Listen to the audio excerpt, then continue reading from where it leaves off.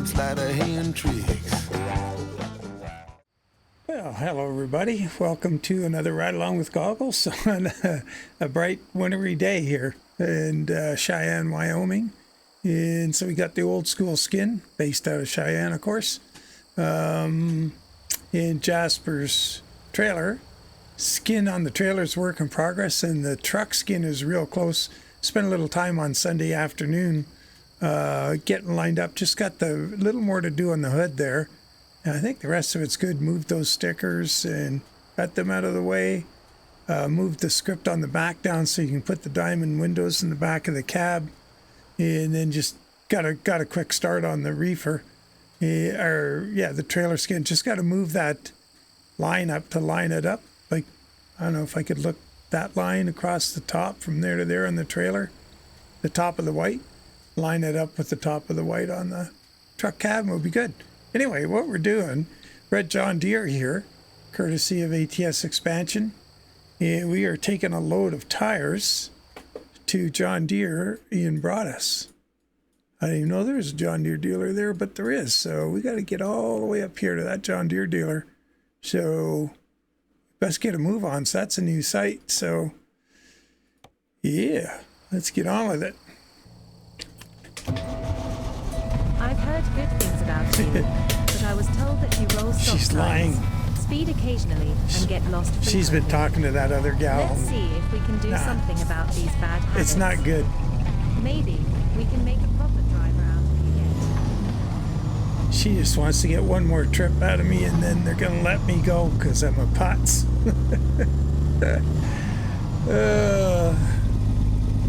I know what's going on behind those closed doors over at dispatch.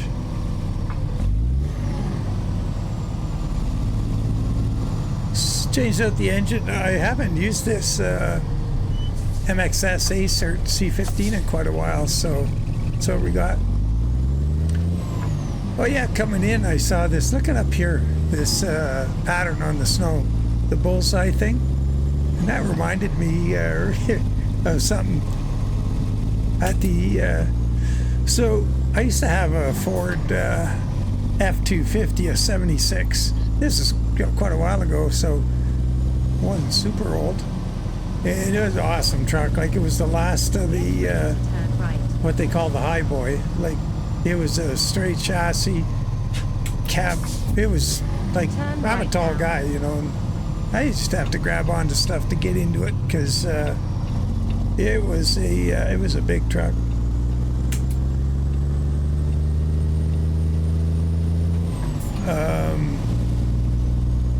Yeah, it was cool. It was fun. I liked it. Anyway, I used to plow snow with it.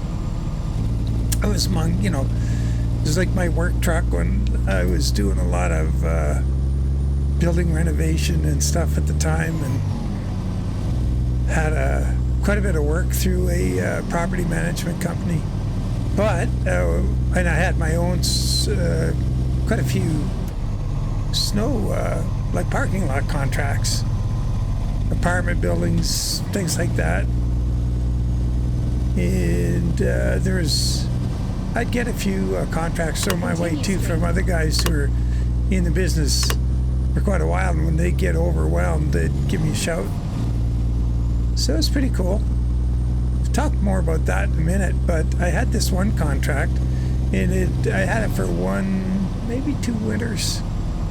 And what it was it was an ex-military air base, and it'd been given over as a flying club took it over, a big flying club, because I was living in a city at the time. And oops, yikes. That they had a big Sicard snow throwing machine like you typically see at an airport. There's where the rail yard is, right there. So we're out beyond the rail yard is where that was. Okay. Got my bearings now.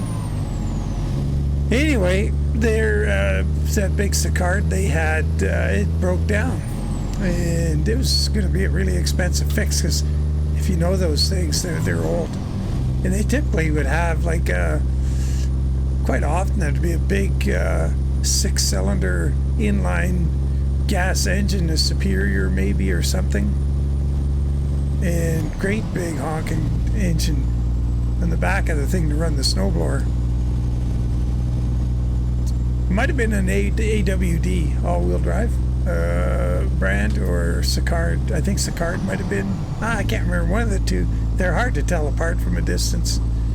Anyway, it broke down, so they said they knew, somebody there knew me. I think one of the mechanics, one of the Aero mechs was a buddy of mine, referred me in there for the, said, oh, this guy can do it. He's got a pretty gnarly old truck. I'll clear this runway.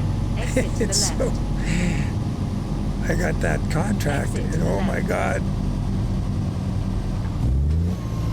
like it was crazy, because that runway it was a big runway. It was wide, it was long, and I had to go as soon as the snow hit 3 inches. I had to be there. If I was doing another whatever I was doing at the time, I had to be there when it was 3 inches and not more. And if it kept snowing, I'd have to go do my other stuff after fishing, go back and hit it again. And but at the end of the runway, I never lifted the blade. I would just, because it was so big, I could go down the center. You start in the center, blade angle it to the right, so because the snow would pile up on the right side of the truck on the hood, and you couldn't see out the right side after a little while. And you're going pretty quick. You got to go pretty fast. And so you start off taking a full blade, angle to the right, down the center line, blowing it right. And then you would, at the end, just do a big turn. And leave the blade down. And go back up and the other way. And you just gradually make it wider and wider as you went. As soon as you got, I can't remember how wide it was now. I think it was, as soon as you estimated you had 40 feet, I'd have a two-way radio, and I'd radio into the tower and say, or the control, whoever's operations, and say, yeah, we got 45 feet or whatever it was. Maybe it might have been 60. And it was like 90 feet wide anyway. So they would say, okay, keep your radio on, and they'd say, all right, stop right where you are. Even if you're in the halfway down the runway, and you'd stop. And a little plane would come in eventually and over top and land, or you'd see it coming towards and land. It was pretty freaking, it was a little bit disconcerting at first, but that was cool. That was pretty good. But yeah, I enjoyed it. But anyway, that circle back there going into that John Deere dealer, it brought that back to me. Getting back to the plowing, when you would the further out you got it, the deeper it got, and so you have to go fast until you throw the snow really far. And so because if you don't, you can't just pile it up, or you never get the width on the runway. So you'd have to really nail it. So you'd be pounding on it pretty hard. And it's a good thing. It was a heavy truck. The blade was really heavy. It was a Western. I can't remember what thickness the blade was. It was like at least 1/4-inch steel. It wasn't one of these lightweight things. The plow harness went all the way behind the cab and mounted to the chassis way back there. And it was 4-inch by 3-inch 1/4-inch angle iron. It's really heavy. Put a lot of weight on the truck, but it gave it a lot of stability for doing a crazy job like that. And but anyway, by the time you're, I don't know, getting close to done, maybe you got 3-4 more passes, you're just engaging like 2 feet of the blade, because it's all you got the power for, and you're going as fast as you can and just trying to throw the snow as far as you can so you don't build up a big bank that you can't move with the truck. And there'd be a drift of snow on the right front of the hood, like right up to the windshield. You couldn't see over it. But yeah, it was kind of fun. It was a poor old truck. It was solid. That thing was tough as nails.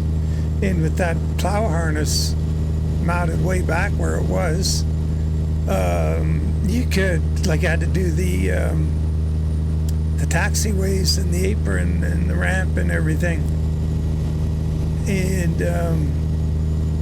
you'd really be hitting, like, they'd say, okay, we want the snow piled over there. And if it got too much, they would get have somebody come in with a payloader, like and load it into trucks and take it away. So anyway, you'd have to make that pile of snow, and you could make a pile of snow. Geez, it was close to 20 feet high with that truck. And all you do is, when it gets to a certain size area, you just go all around it and you just keep running into it, and it throws it and pushes it up, keeps pushing it up. And because of the way the harness was mounted, Exit right. more than halfway down the chassis of the truck, when you hit the snow, it didn't twist the truck. It wasn't hard on the frame in any way. Like if you see a front mounted plow, like, yeah, when you're plowing snow like that, and you're out all night and it's a snowstorm and blizzard, and you go, like, as long as you can, oops, And then turn left. as long as you can handle it, you're driving. And you see all manner of snow plows on the road, truck mounted snow plows, when you're that's all that's on the road at night, it seems. And some of them are crabbing down the road, or the front end's all out of whack, and they got a plow harness that mounts just by the front suspension. And doing that same thing, they twist the frame of the truck. They used to call it Mugambi, but that thing was tough, man. It never batted an eye. Oh, hey, there's a rock. Is that, yeah, is he going straight? Yep, we're going to see how. Get ourselves behind one of those Calico Creek Rocky Mountain doubles. Yeah, he looks about as slow as the Hell Creek Trucking one.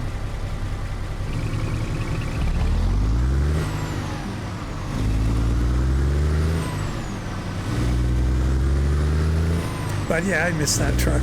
Got stolen. It was, who knows if I'd still have it. I liked it a lot. It was a good looking truck. It was black.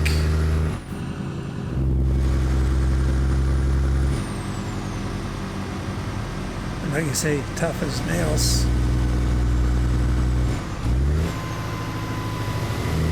Yeah, that guy's got the same problem. It's the Hell Creek Trucking version. We're going to find a chance here too. There is a, he may be turning right up here, or are we? Yeah, maybe we are.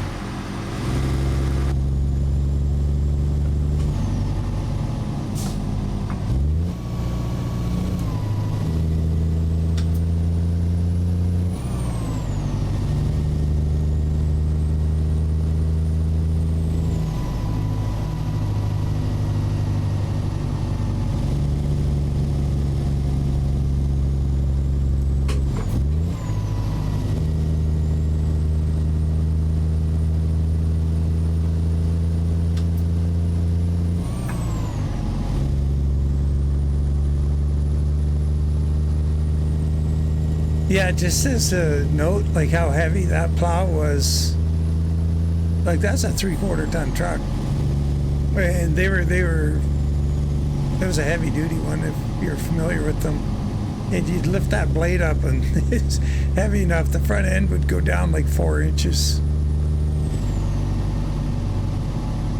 So it didn't have the best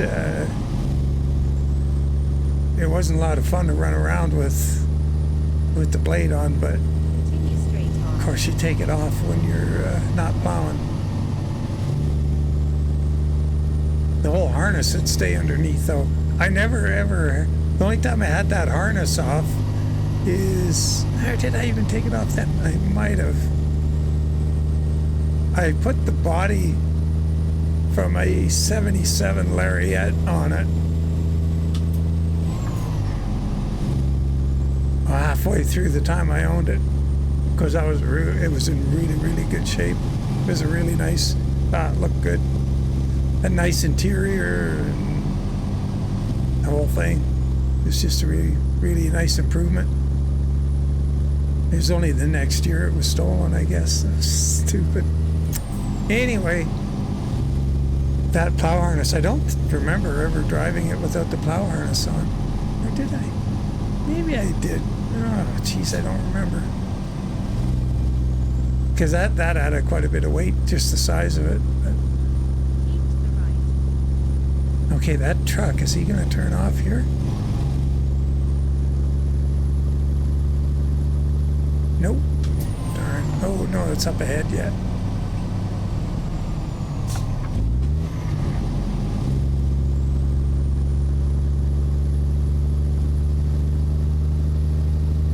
Yeah, he's certainly not doing 70 miles an hour.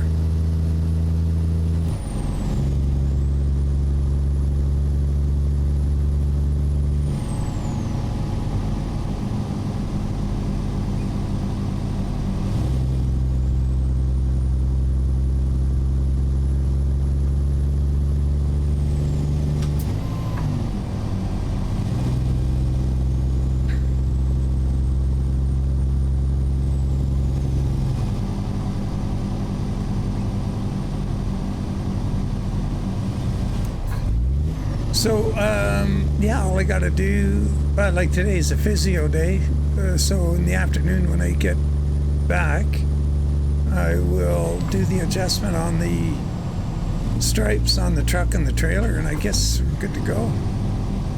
Keep to the left. Come on, everybody. Give her. Oh, look at us go here. That guy's getting, oh, this might end poorly.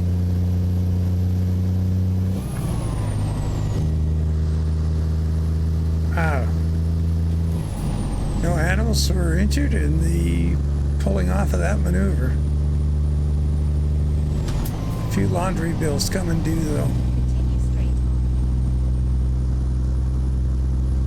Yes, I don't have a whole lot to do. Fix rear doors on the trailer. That was just the first shot. I just threw them on there. Didn't know where they were going to end up. Came sort of close. Scale looks good. Move that stripe up on the side of the trailer. Oh yeah, I got a different script on it. Continue straight on. The thing I like about this script is I can make it with my script 3D logo and effects script or tool. Uh-oh.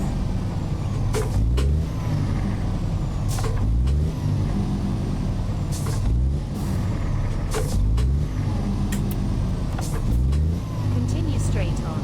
And what's nice about that is I can get a lot better quality on the script when I blow it up that big. Like it's really sharp when you look at it. It's nice script.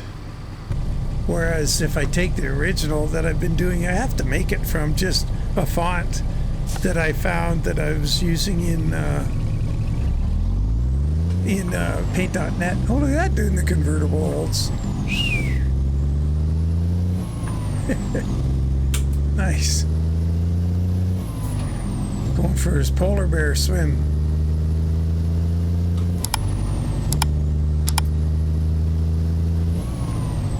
So anyway, I guess I have to tell. Well, I'll give you another look at it, and you can tell me what you think. Or do I need to go back to the old script and find a way to? better way to do it. I might be able to, Continue straight on. because I don't have it in Paint.net anymore, because it's one of my Paint.net updates, or when I lost the, look at that gal, it's a gal, look at they're all just in a sweater. Got a good heater in there.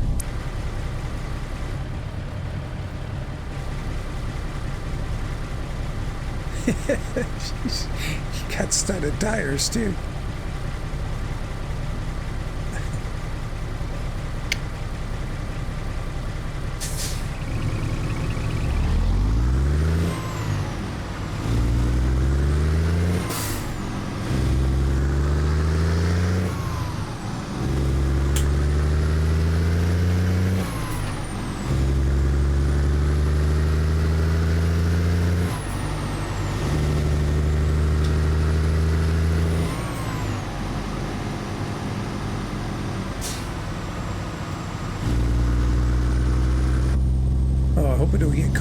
Uh-oh, the scale up ahead.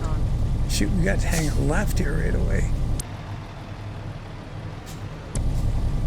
Should have changed the scale of the map earlier. Ah, we got time. And there's a scale at Gillette, isn't there? On the highway here somewhere. Oh. What? What's going on here? Maybe we don't have to worry about it.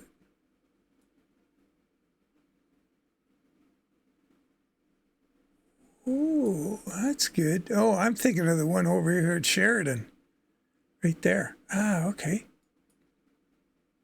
There's a scale up here somewhere. Maybe right around there. Right there. Right before. Okay. That's not a difficult one to get at. Okay. Life is good. Ooh, oil temp 203. Oh, that's kind of normal. It's upside down here. The oil temp's usually on top, I think, in the SCS trucks. Oil temp on the bottom. Yeah, that's interesting.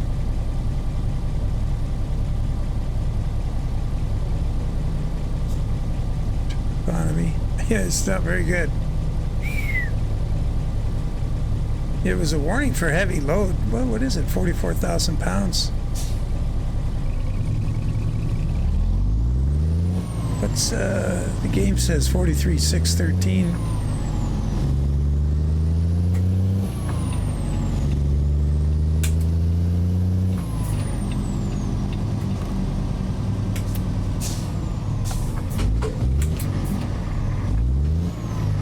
Darn it. Got into low range there and slowed down too much. Oh well. Let it slide. To the left, and then turn left.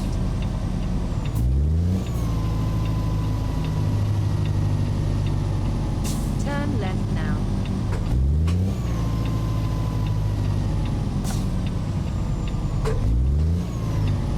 Wow. This guy's sensed my signal light and waited. So I got a, oh yeah, it's Jasper's trailer, of course. And I got the tandem's slider on there. And just slid him forward a good chunk of the way. Could have probably moved him back with the load we have on. I got all distracted with that pattern in the snow at the John Deere dealership. Man, I missed that truck.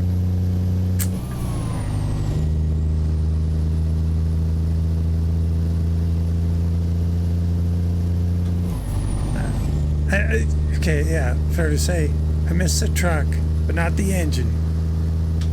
Like, I mean, it worked. It did the job, but And then it was exit to the right. 360 FE block. Not the best engine. Exit right. 2-barrel carburetor. It was a 390. Now we would have had something. It's just To the right, and then turn right. like I had to add the wherewithal at the time, like, and also plus the time. Turn right And I didn't now. need the truck all the time. Probably could have put a camshaft and intake and stuff on it. And all I did do to it was a good exhaust system.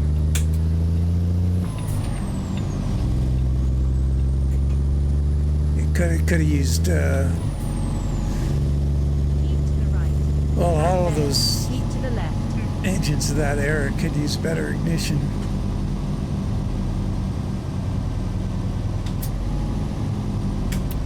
But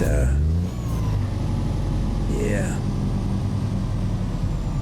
I don't know Keep why to the they did left. that. Like, why did And they then just? turn left. Why'd they even use that darn 360?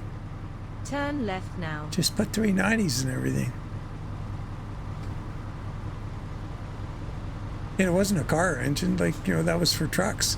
But I don't get what they were after. 'Cause they certainly did, you know, might have had, definitely had less horsepower than a 390. I don't think the torque was as good. So what's to gain there? I don't know. Maybe the bore to stroke ratio, something they thought they were improving with the, or was it, oh, I should look into it, see if it was stroked, a shorter stroke, same bore. That would be cheaper to manufacture. Don't know what they did. I'll have to look into that, see why. Maybe I can figure it out. But you figure out maybe what the reasoning was, but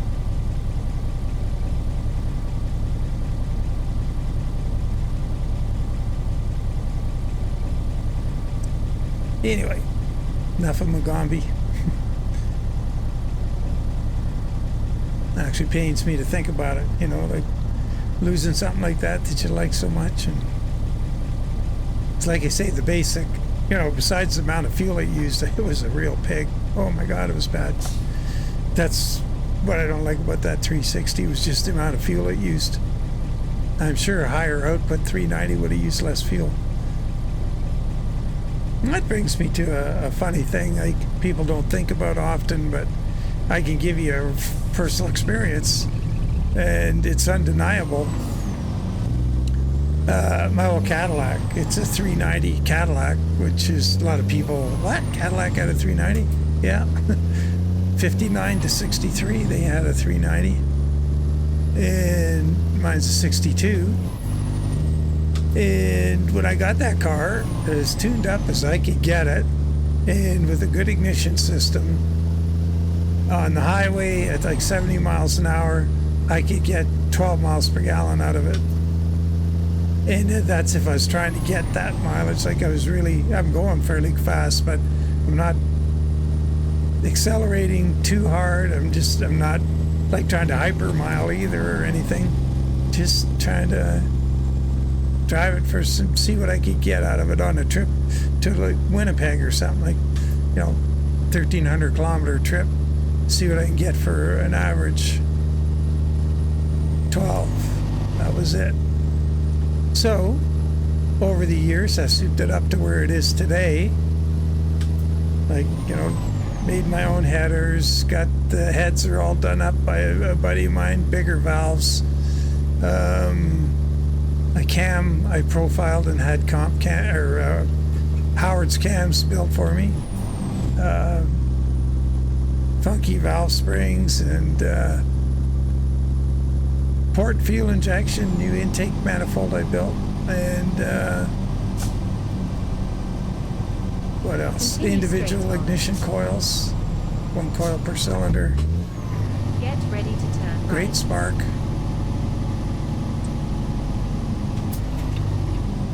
And last summer, Turn coming right back now. from Brandon, which was a 1,100 kilometer trip, going as fast as 80 miles an hour for quite a bit of it. Quite a lot of it in absolute pouring rain, which can't be good for the fuel mileage.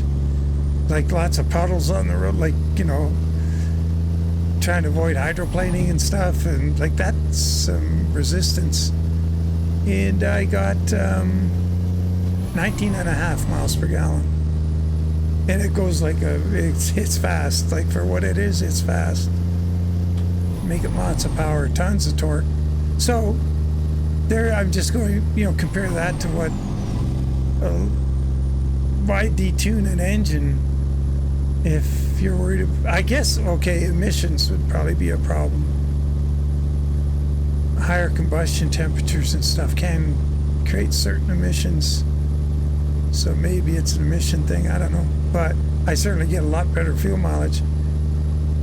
Like I can rip around town and drive like an idiot and have lots of fun and roll it through the gears from every light, listening to the music and the pipes, and still not get less than 12 miles per gallon. And if I hooned around with it in its original tune, bear in mind, yeah, I do have, I put a 5-speed standard in it, which is more efficient than the automatic. So there's that. So it's not just the engine. But, that's not all of it. So anyway, I kind of get hard to understand the theory that build like a lower compression engine.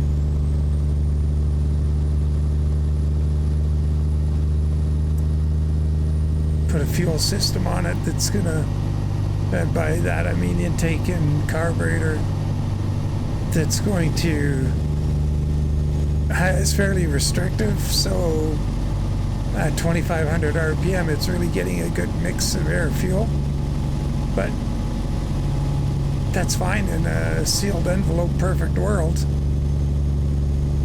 But it's not going to run there all the time. Continue straight on. You're going to get out on the highway, you're going to run it a little faster, and the fuel mileage is going to crater because the efficiency craters, and you got your foot in the throttle pretty hard to keep it going down the road. Because that's the thing with the Caddy the way it is. Like, have you ever had a chance to be in it with me? I'm driving down the highway, I got that throttle cracked, like my foot's about 1/8 of an inch into the throttle, and we're rolling down the road. Barely need to nudge the throttle for a pretty big hill. If it's not very much of a hill, you don't touch the throttle. It just got so much available power. Turn left now. You're not messing with the throttle. All right, we're almost there. The Broadus ranch is ATS. Guys, down the road a bit. The ATS Expansion Road ranch. KaD Cattle is just over the hill that way. We also got a home garage up here from ATS Expansion.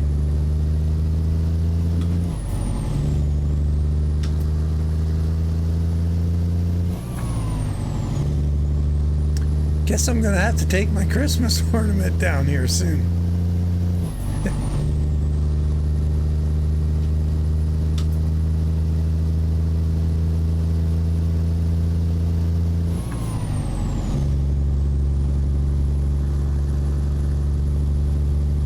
Oh, here's that scale.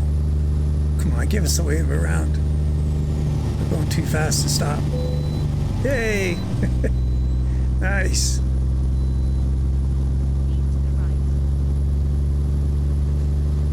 So here, let me jump out right now.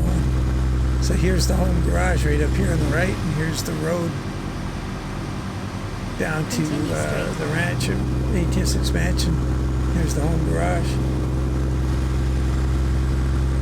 From those very same folks. And that site down there has got everything: hay, grain, machinery, cattle.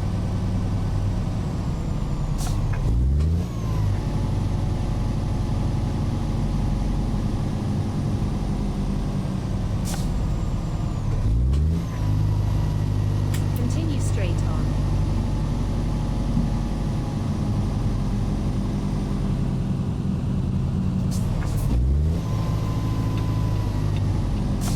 Turn left.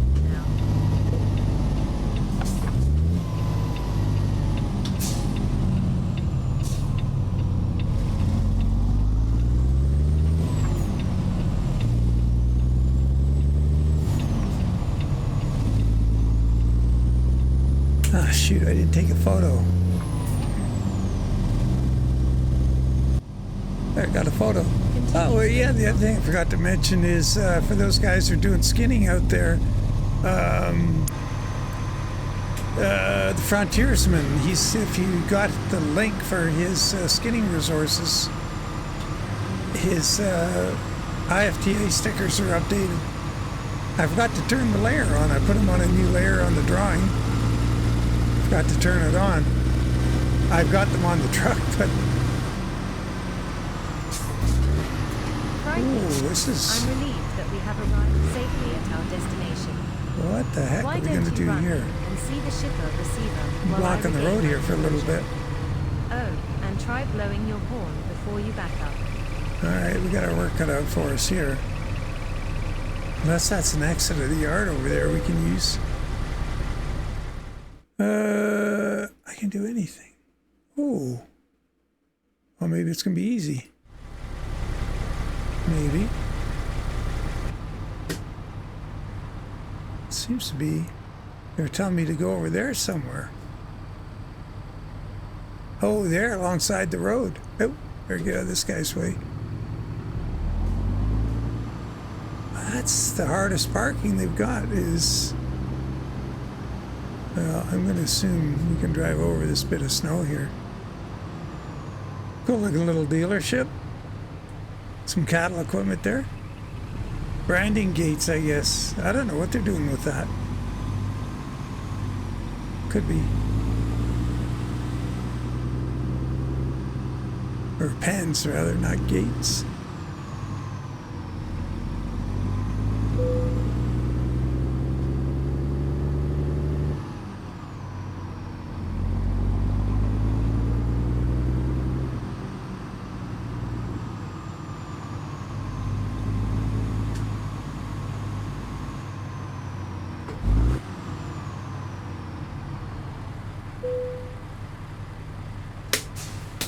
Just gonna run a forklift over here and I'll use my pallet jack and bring them to the back and they're gonna forklift them out.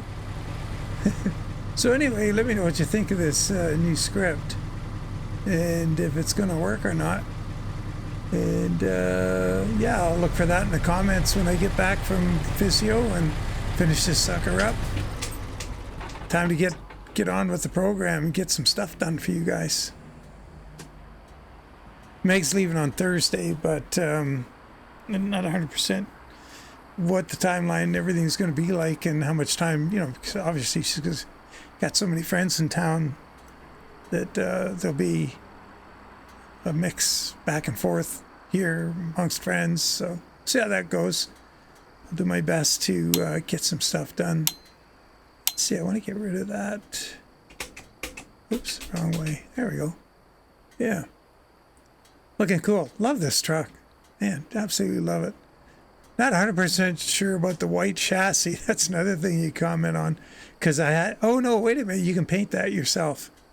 Yeah. That's up to you. All right, guys. Take care. As always, really appreciate you following along. Sorry about the long rant or ramble about the my poor old Ford. Yeah, miss that thing. Yeah. Take care. We'll catch y'all on the next one, and bye for now.